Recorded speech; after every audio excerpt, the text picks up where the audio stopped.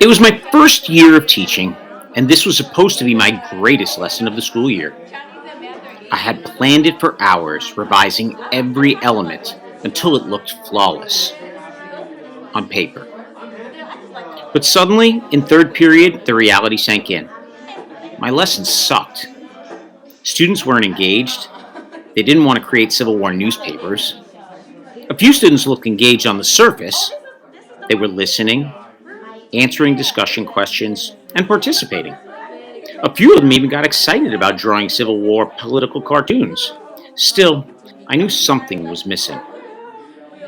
My students didn't own their own learning. At the time, I viewed teaching as a content delivery system.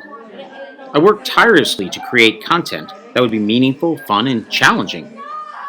When students seemed disinterested, I would try and dress it up with more humor and a pop culture twist. But it was always my content, and I was always the person delivering it.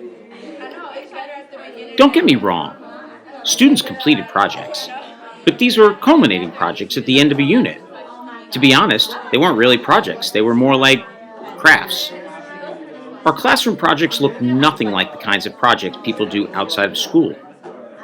I had strict rules on everything from formatting to strategies to pace to style. I handed students project papers that were essentially paint by number instructions. It never occurred to me that students could paint their own pictures. I had the best intentions. I wanted students to know what they were supposed to do, so I provided clear instructions telling them what to do.